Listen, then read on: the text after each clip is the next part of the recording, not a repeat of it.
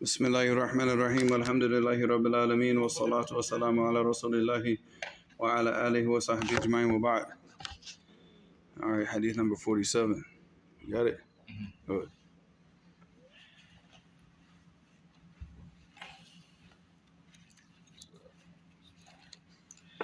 عن أبي هريرة رضي الله عنه أن رسول الله صلى الله عليه وسلم قال: من دعا إلى هدى كان له من الأجر مثل أجور من تبعه لا ينقص ذلك من أجورهم شيئا، ومن دعا إلى ضلالة كان عليه من الإثم مثل آثام من تبعه لا ينقص ذلك من آثامهم شيئا. رواه مسلم. Mujahid? No? All right, hadith number 48. Giving good advices from Islam. All right, and Abi Ruqayyata Tamim ibn Aus al-Dari radiyallahu anhu أن النبي صلى الله عليه وسلم قال الدين نصيحة قلنا لمن؟ قال لله ولكتابه ولرسوله ولأئمة المسلمين وعامتهم. رواه Muslim. All right, so this is reported on the authority of Abi Ruqayyata Tamim ibn Aus al-Dari. He was Christian, and he went and he met the Dajjal, and the hadith is in Sahih Muslim. All right, and then he came back and he accepted Islam with the Prophet ﷺ and told the story to the Prophet. And you can find that hadith in Sahih Muslim. And the Nabi ﷺ, he said, "Ad-dinu nasiha," that this deen that we're upon is about giving nasiha, giving advice, giving good advice. And qulna liman, and then the Sahaba said, to who? He said, lillahi. He said, first off, to Allah. And how do you give advice to Allah? You believe in Him and His oneness and His tawheed. You believe in the scriptures and all that. And you carry out His commands and you stay away from His prohibitions. And you call to His book. All right, so all of that is nasiha, you know. So by carrying out the commands and everything, because you're advising other people through your obedience to Allah subhanahu wa ta'ala. Wali kitabihi what? His Quran. You believe in His Quran. You follow it. Carry out the commands, stay away from the prohibitions. Wali rasulihi, same. But to the Prophet. Yes. All right. Wali a'immat al-muslimin, and for the leaders of the Muslims. Who is this for? To the rulers, right? To the rulers. All right, well, who is this for? It's for everybody. To the rulers, khasatan. So everybody can just go give them advice. No, for the ulama. All right. Generally, yes, for the ulama, but also for people that have a high standing. You might have a person who's very, very, very high up in the government. He might not be from the ulama, but he has deen, and he has a little bit of knowledge to know that this is halal, this is haram.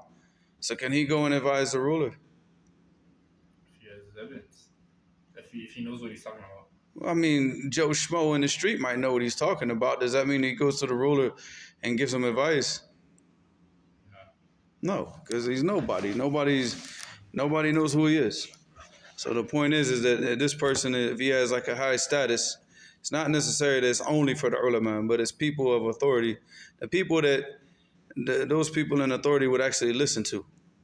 So you get other princes, like another prince, he might be on the deen, and he might be sitting amongst the ulama, but he himself is not an alim, and he goes up to the king and advises him.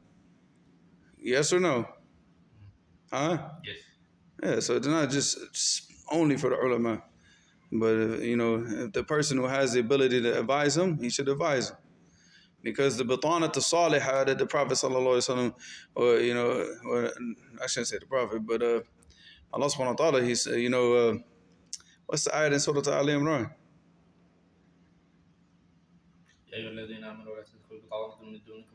Yeah, that's the batanat sayyi'ah that he's talking about. All right, but the opposite of that would be the batanat salihah. The people that advise you and I'm so tired today, man. So y'all gonna have to be patient, man.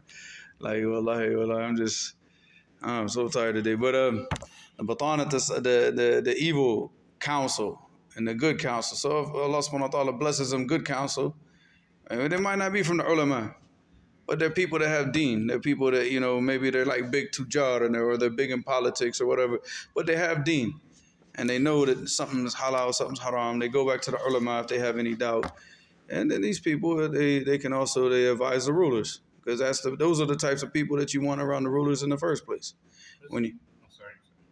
I thought you finished. Because you can't sit there and say, oh, Allah give them a batanat salihah, where the ulama sit around the rulers, because that's not from the path of the salaf, for the ulama to be sitting there hanging out and chilling with the rulers. So the majority of the people that are going to be around the rulers throughout, the majority of their time are going to be other people. So those people are people of authority, people who have deen, and they're able to advise them, then that's what we hope for. We hope that the Muslim rulers have those types of individuals around them that will advise them to go back to the ulama, go back to the sunnah, go back, in the obedience of Allah subhanahu wa ta'ala. So he said after that, he said, وَلِيَمَّةِ الْمُسْلِمِينَ وَعَامَّتِهِمْ. All right, وَعَامَّتِهِمْ, and also for all of the laymen. And this is for the ulama, for the students of knowledge, and for anybody that has knowledge on a specific issue. And he can give the person advice with the but he has to be advising the person. And giving good advice, it means that you feel that there's a maslahah in you giving the advice. If you know that the person is not going to accept the advice from you, that the person is going to become stubborn, and it's better for you not to, put that person in that type of situation, and maybe find another person that the person will listen to. Because then you end up putting that person more in sin. So if you know that the person is not going to respect you or he's not going to listen to you, then khalas, you leave it. You don't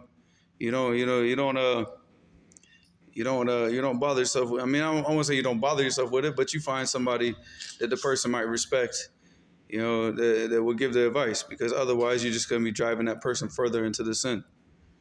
All right. So yes, and this hadith is in Sahih Muslim. Any questions? No?